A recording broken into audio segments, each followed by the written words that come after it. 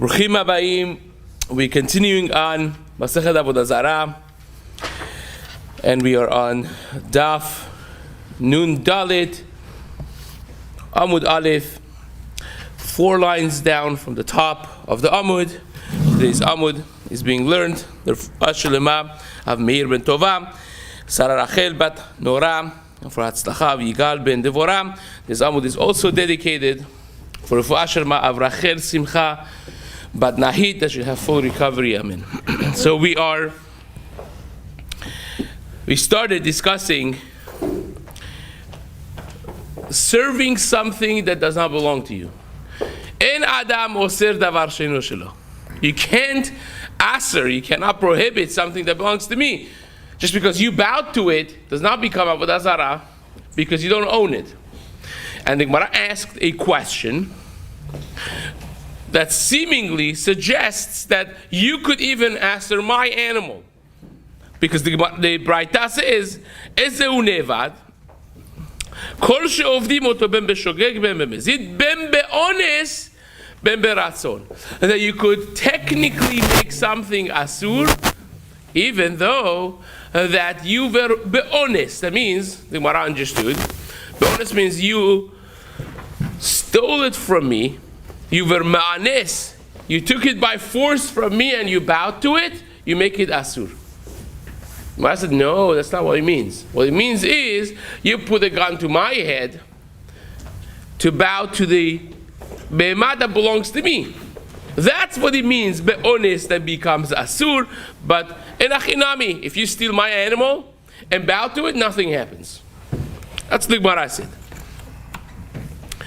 Ha'ones echidami, and the Gemara said, it means that you forced me v'shtachava lebe'emto. Matkif la Rabbi Zera, and that's what we're holding. Says the Gemara, Rabbi Zera asked a obvious question. Ones rachmana patre. If you put a gun to my head and I do something, the way the Brisker Rav understands this is that a person's maaseh is very much connected to his ratzon, at least legabe avera. And hence, if I do something that I really don't want, I'm forced to do something, it's as if I didn't do it.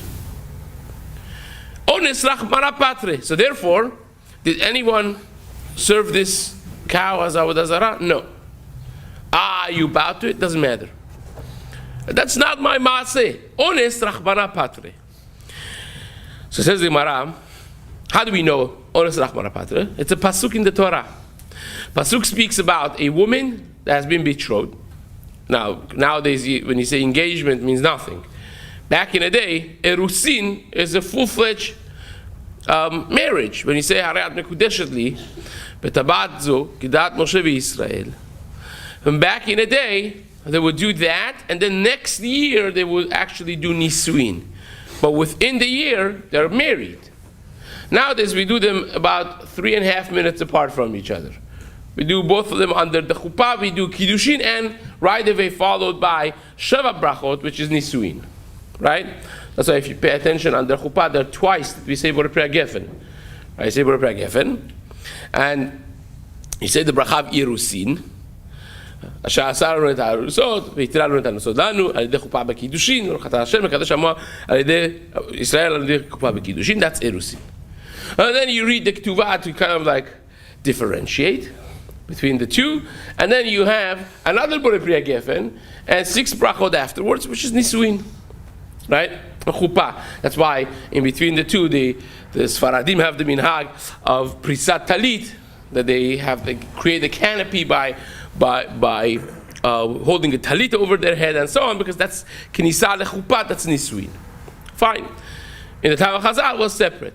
So it says, the pasuk in the Torah, if you have a na'ara me'urasa, a girl that is me'ureset, that is betrothed already, kiddusha, which is she's a eshet ish, and she was forced outside town, somewhere that if she would have yelled, nobody would hear to come help her.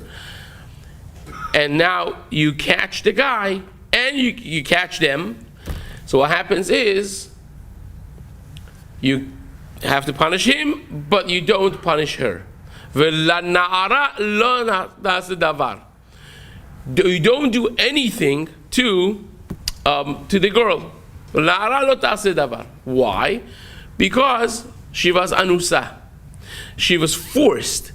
So therefore, whereas if she was not forced, she would also be included in that same punishment. Now that she is forced, she's not considered part of this avera, and hence that would be the source that ones rachmana patre. Fine. Ela amar Rava. So then we have a question. How do you make my animal usher by holding a gun to my head to serve my animal as Avodah Zarah?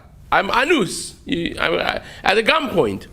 Says the Gemara, Amar Rava, let's understand this concept of ones where it comes to the Isur of Avodah Zarah, because Avodah Zarah is a little different than the other Averot in the Torah.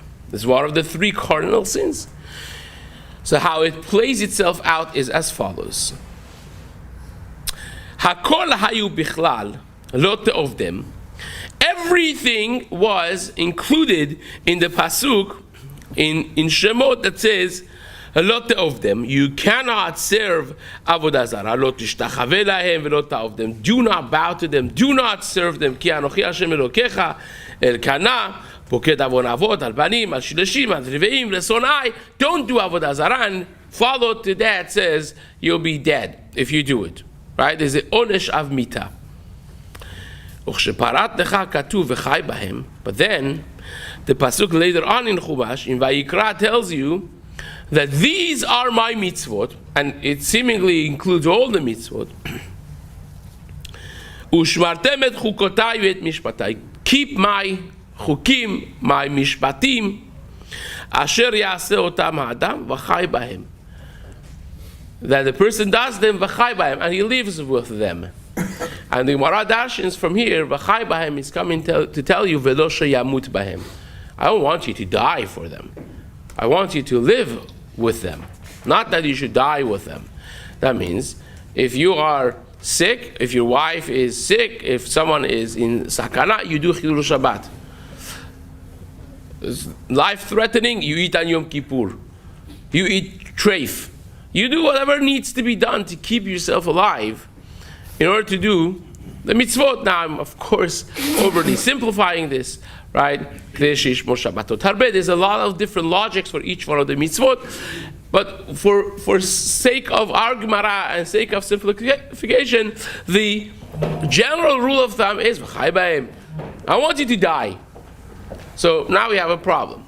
On one hand, he says, keep all my mitzvot. If you do Avodah Zarah, you die. Then he says, don't die. I want you to stay alive. So that, you know what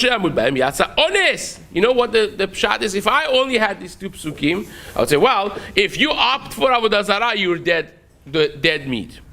But if you did it because someone forced you, you don't have to get killed. If someone says, I'll do this or I'll kill you, do it. Honest, when it's not stemming from your own ratzon nafshi, ratzon atov, it's not your free will, but you're forced on a gunpoint, do it. I don't want you to get killed for them. That's what I would take if I had only those two psukim. That's true, right? One pasuk says, I want you to keep my mitzvot, don't do Avodah Zarah, otherwise dead. The other one says, I don't want you to get killed. So if someone forces you, that's not considered you doing it. But then there's a third one. It says, Velot chalelu et shem kochi. Do not desecrate my name, says HaKadosh Baruch Hu. And that indicates that afidu be'ones. Now even if you're forced, if you do something that desecrates my name, that would be bad. So now how do we put all these three together? Says the Gemara, like this. Ha-betzina, ha-befarhesia. Depends. Chilul Hashem, like the Rambam Paskins, is when you publicly, of course, a person even in Chadrei Chadarim, even in the most hidden places, if he does an Averah, that's a Chilul Hashem too. You're desecrating Hashem between you and him. But that's not the avon of Chilul Hashem, Befarhesia, that the person would have to take it much, much more serious. Now, what's considered Befarhesia? The Gemara says, if it is going to be, in public arena. The Rambam says 3, 10 for sure. If it's 10 Yisraelim, you have 10 Jews there that they are saying it was in public eye, then it's considered real Chilul Hashem, real level of Chilul Hashem. So says the Gemara, it really depends. If it's Betzina, a goy comes and says, do this Avera or I'll kill you. You're honest. You do the Avera, you have to eat whatever it is that he wants you to eat, you do whatever he wants you to do, and that's it. But if it is in public eye, that's going to now cause a public Chilul Hashem, that is different. Then you're going to be, do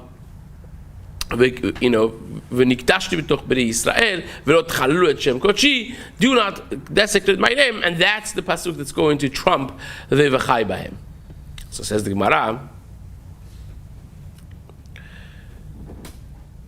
Amru Rabbanan leRava. Rabbanan told Rava, Tanya de Mesayalach. There is a braita that helps your pshat over here that you said. In other words, the Rava said, this is the explanation of these 3 psukim put together. And they told him, well, we have a support for it. Because it says, Bimusaot shel ovdei kochavim. B'shat ha'gezerah. There were times that the goyim would force the Jews to do Avodah Zarah. So they would make this platforms of Avodah Zarah, they would put Avodah Zarah on it, and they would force the Jews to bow to it, right? So says the Gemara, Afal pisha gezerah batla otan bimusaot lo batlu. Even though that the gezerah is no longer there, in other words, it was a period of time that they did, and this platform of Avodah Zarah that's here, we know that 10 years ago, a decade ago, 50 years ago, this used to be a platform of Avodah Zarah that they would force the Jews to bow to the Avodah Zarah. So is this mutar or asur? It was made specifically, manufactured, and put there to force the Jews to bow. It's literally sitting in the, in this circle of town, in the ghetto of Jews. So can I use this or not? Well, we bowed to it, our fathers bowed to it by force. Be honest. Nobody wanted to serve this piece of garbage. Right? Be honest, they did it. Mutar or asur. Now, honest Rachmana Patre would dictate that it should be mutar. If you tell me what Rava just said, that when it's public eye and it's Chilul Hashem, it's asur, then it's asur. Because if you tell me honest Rachmana Patre, they didn't do something that was asur, so hence it should not prohibit the platform of Avodah Zarah. But if you tell me that they were not allowed to do it because it was public Chilul Hashem by bowing down to this, even if you're on a gunpoint, then it was asur what they did to bow to it, and this should become asur. So Chachamim told Rava, we found a braita that says exactly what you said. Because the braita says, "Afal pisha gezerah batla otan bimusaot lo batlu." That even though that the gezerah is no longer there, the platform of Avodah Zarah stays asur. This seems to indicate that the ones Rachmana Patre does not apply. The force, when you do something on the gunpoint, which would not be asur, does not apply to this because it was in public arena. It was in a communal public format, and therefore it would be asur, which is exactly what Rava said. That the same avera that would be not, you would not be held accountable if it was at gunpoint. In private, you would be held accountable if it's in public. Says the Gemara, Amar lehu, imishumha lo tesayan. Rava said that's a siyua, that's a help. That's zero support. That's not a support for my position, because, and this is so awesome, Rava says, well, when you deal with community, you have everything in the mix. You have rotten apples always in the mix also. And when they forced tens of thousands of people to bow to this, well, you think there's no chance that there was a Yisrael Meshumad, someone that saw that the Jews now are on the lowest point, and they said, you know what, I'm just going to bow to it and have kavanah Hashem Yichud, not Kodesh Baruch, but Hashem Yichud of this Avodah Zarah. You think there's no chance that somebody actually meant it?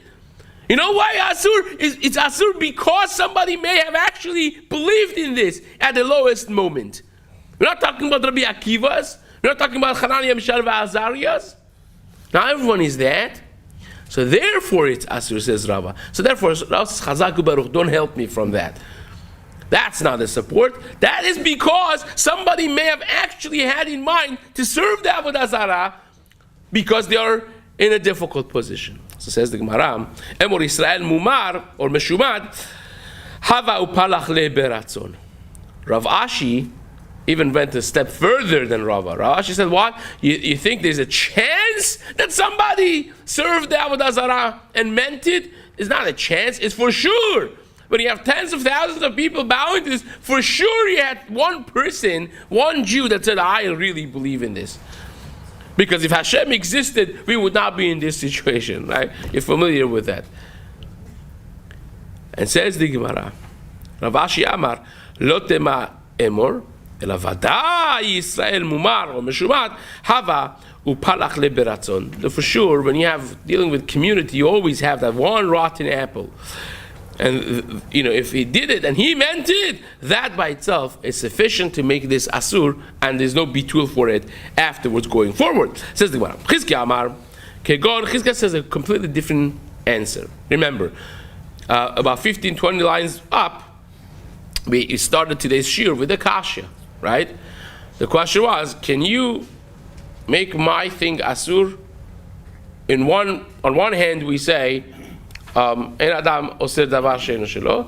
other hand, you brought a brighter that said be'ones is asur, and the Gemara understood at surface level be'ones means that I snatched it from you, your animal. I snatched your animal from you, and I ran and I bowed to it. I served it, and that the brighter says makes it asur. So that was the apparent contradiction that we started the day with.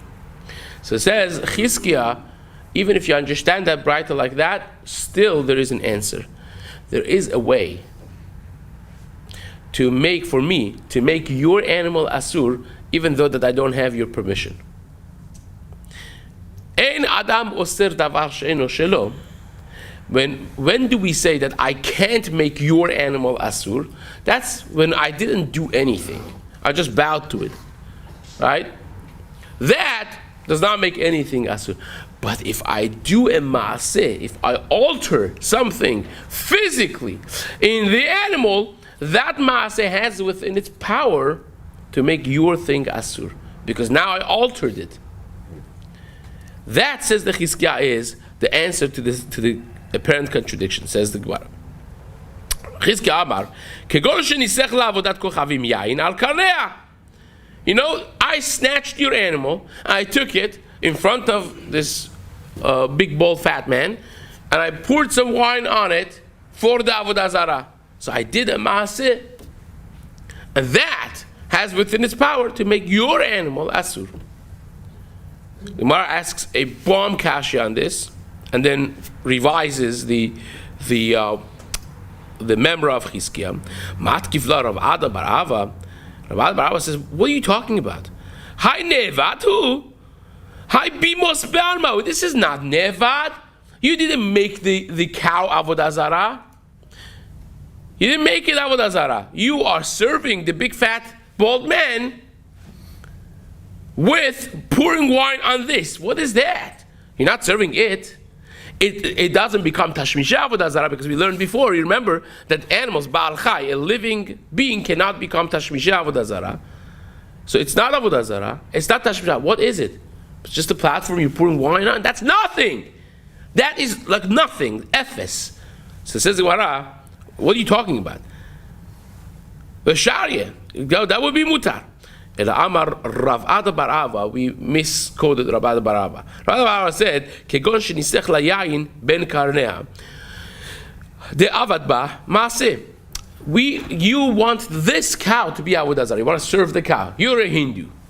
So you snatched his cow, right?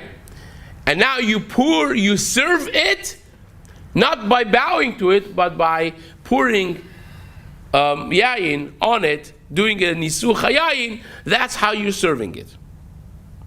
And now that's much more than just bowing. You did a maaseh, and says Chizkiah, when you do a maaseh, that has within its power to ask to prohibit even somebody else's assets. So says the Gemara,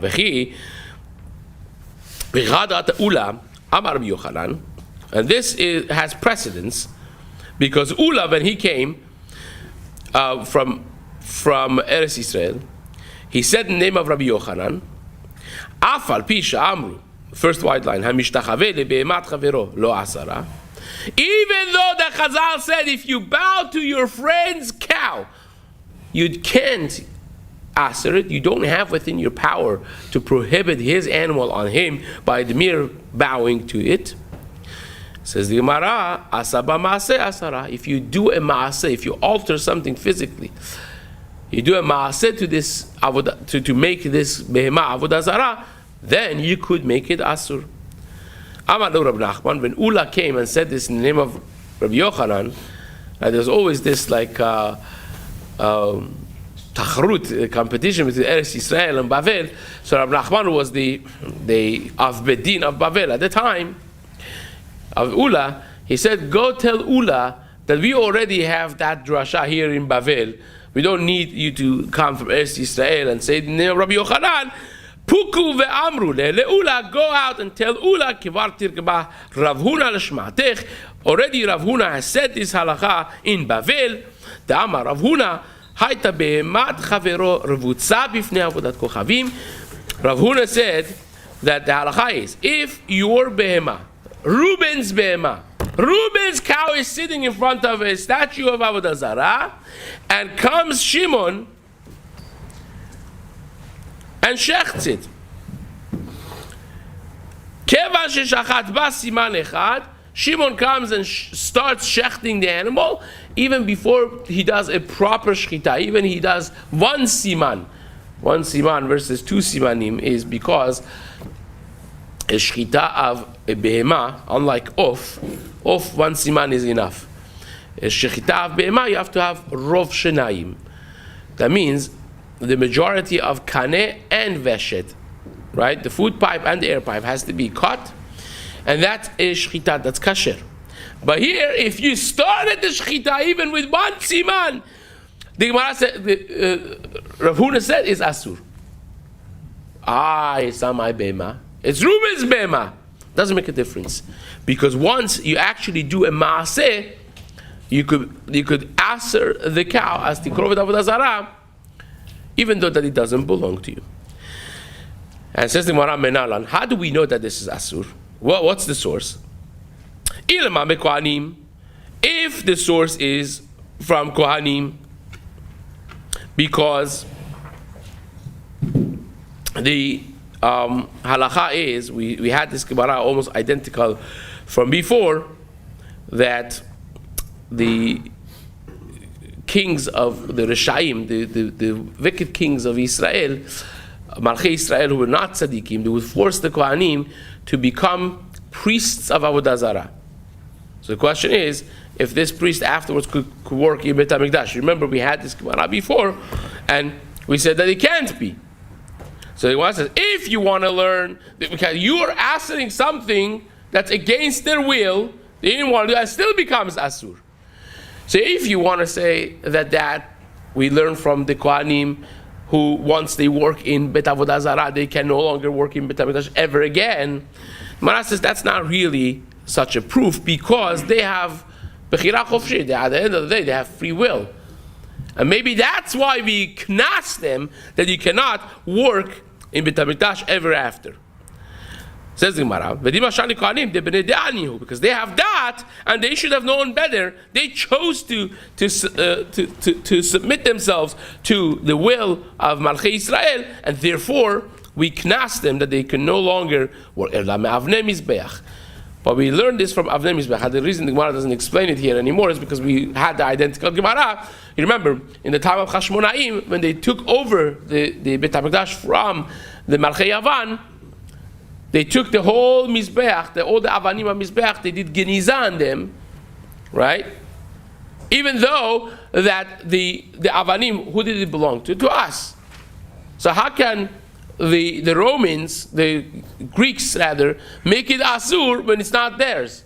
And yet you see that it was Asur. They took them away and they put new stones, right? So you see somebody could do with Maaseh because they shechted animals on it. That's Maaseh. The Gemara wants to suggest maybe we learn from that the fact that the Yevanim did a Maaseh Shchita, Maaseh Avodah on my Mizbeach, it makes my Mizbeach Asur. Oh, so you see, somebody could make my thing Asur with Maaseh. Maaseh says, no. That's not the reason either. V'dilma, Papa, we learned that the reason over there is because the Pasuk says,